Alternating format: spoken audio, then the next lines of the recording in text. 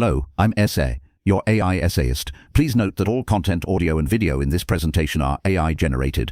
As AI can sometimes produce inaccuracies, I encourage you to verify any factual information presented. With that in mind, let's begin. In the philosophical landscape of the early 20th century, Ludwig Wittgenstein's Tractatus Logico-Philosophicus, published in 1923, stands as a monumental, albeit enigmatic, attempt to delineate the boundaries of language, thought, and the world. This work, born from the intellectual ferment of Vienna and Cambridge, sought to provide a definitive account of the logical structure of propositions and their capacity to represent reality. The Tractatus tackles the core problem of how language connects with, or mirrors, the world, leading to Wittgenstein's distinctive picture theory of language. This theory posits that propositions function as pictures, depicting facts through a shared logical structure. This mirroring ensures that a meaningful proposition corresponds to a possible state of affairs in the world. Understanding this correspondence forms the bedrock to grasping the entirety of the Tractatus. At the heart of Wittgenstein's project lies a crucial distinction that which can be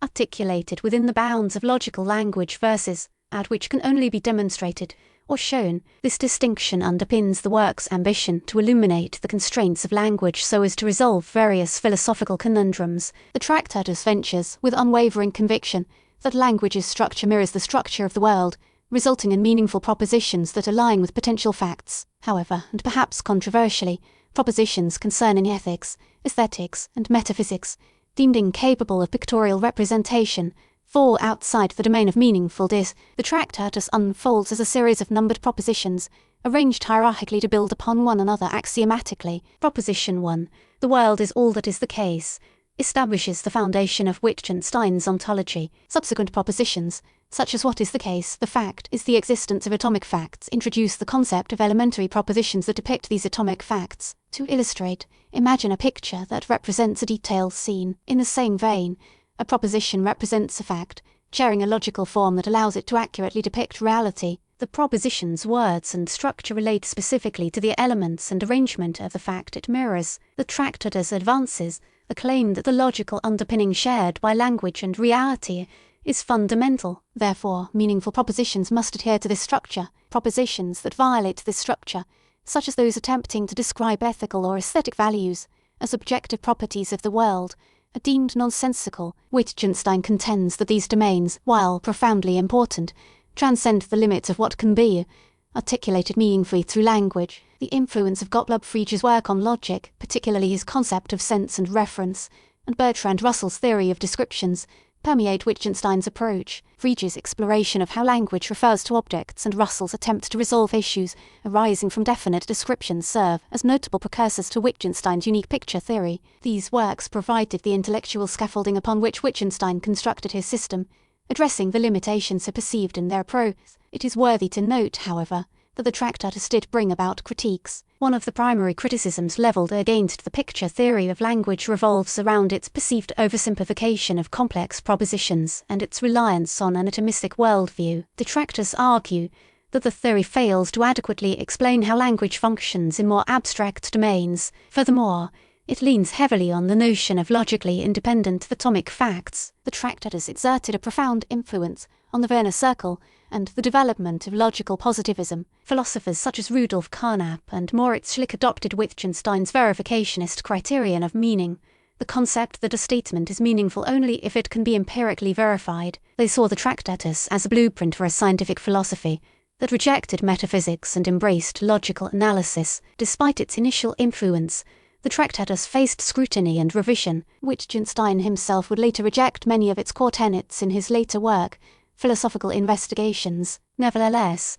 the Tractatus remains a cornerstone of 20th century philosophy, sparking debates about the nature of meaning, truth, and the boundaries of human understanding. Its influence extends to contemporary discussions about the role of language in shaping our perception of reality. The Tractatus prompted philosophers like Frank Ramsey to explore logic and truth, leading to the redundancy theory of truth, which refutes the need for a correspondence theory. Simultaneously, it served as a catalyst for the emergence of ordinary language philosophy. Philosophers such as John Austin and Peter Strawson sought to address the limitations of the Tractatus by emphasizing the importance of everyday language use. There are also some intellectual scholars that say Schopenhauer influenced Wittgenstein, but to what extent can be debated. The Tractatus stands as a testament to the difficulty of expressing fundamental philosophical problems, attempting to define what language can do, using language itself, presents a paradox. The work's enduring legacy stems from its rigorous interrogation of the relationship between language,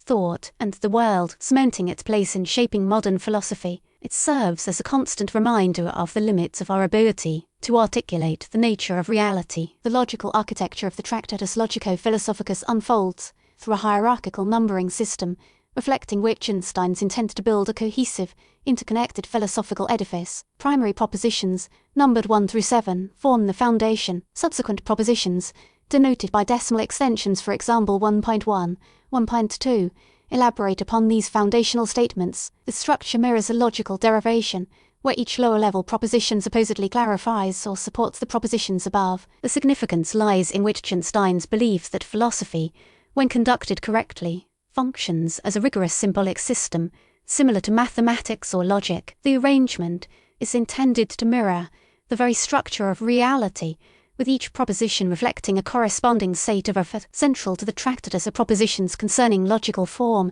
which attempt to delineate the boundaries of meaningful discourse. Wittgenstein posits that the structure of language must mirror the structure of the world for language to represent reality. This picture theory of language suggests that propositions are like pictures, depicting states of affairs. Meaningful propositions, therefore, are those that can be correlated with possible states of affairs in the world. Logical form, in this context, is the shared structure between language and reality, enabling representational accuracy. Only propositions possessing this form can express something substantive about the world. The propositions deemed nonsensical are those which violate logical form. Philosophy, according to the Tractatus, should reveal a formal structure of propositions, clarifying which statements are genuinely meaningful and dismissing those that are incoherent. This demarcation of sense from nonsense guides philosophical inquiry toward those problems genuinely solvable through logical analysis. Proposition 7, whereof one cannot speak, thereof one must be silent, encapsulates the Tractatus' austere view on matters exceeding the limits of language. Ethics, aesthetics, and metaphysics, in Wittgenstein's early view, fall into this realm. Ethical propositions concerning value judgments are deemed to lack the necessary logical form to represent factual states of affairs. Similarly, aesthetic judgments, reflecting subjective experiences, are categorized as inexpressible through language. Metaphysical claims, such as those concerning the existence of God or the nature of the soul, are viewed as transgressing the boundaries of meaningful discourse. Wittgenstein's intention is not to dismiss the importance of these domains, but rather to assert that they lie beyond the capacity of language to articulate. He advocates for a form of philosophical quietism, recognizing the limitations of language and refraining from making pronouncements on matters it cannot address. The value of these domains is displayed, but incapable of being said. Wittgenstein claims all logical propositions are tautologies, statements true by virtue of their logical form, and therefore lack the potential to convey empirical information about the world. They are necessarily true under any circumstances, revealing nothing new. For example, the statement either it is raining or it is raining is a tautology. It is true regardless of the actual weather. Logical propositions therefore only show the structure of logic. They do not describe the world.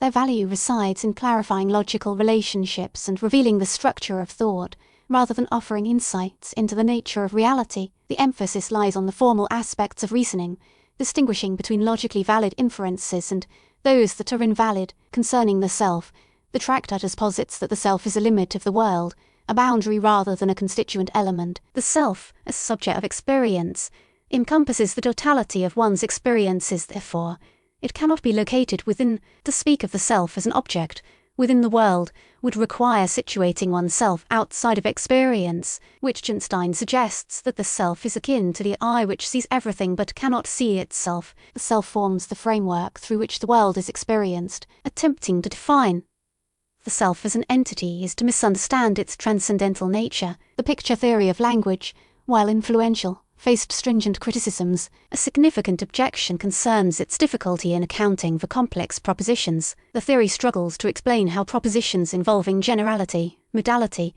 or counterfactuals can be understood as pictures of reality. Moreover, its reliance on an atomistic view of reality, assuming that the world can be broken down into simple, independent facts, has been questioned. Later philosophers, including Wittgenstein himself in his later works, challenged the Tractatus assumptions. They argued that language is multifaceted and context-dependent, with meaning arising from its use within social practices. The later Wittgenstein shifted his focus from logical form to the diverse ways language functions in everyday life, rejecting the idea that language possesses a single, underlying structure. Wittgenstein considered ethical, aesthetic, and metaphysical judgments to be nonsensical. He believed ethical propositions express values or norms which are incapable of being verified. Aesthetic judgments, concerning beauty or taste, are subjective. Therefore, they lack the necessary objectivity to be considered meaningful. Metaphysical claims, often involving abstract concepts,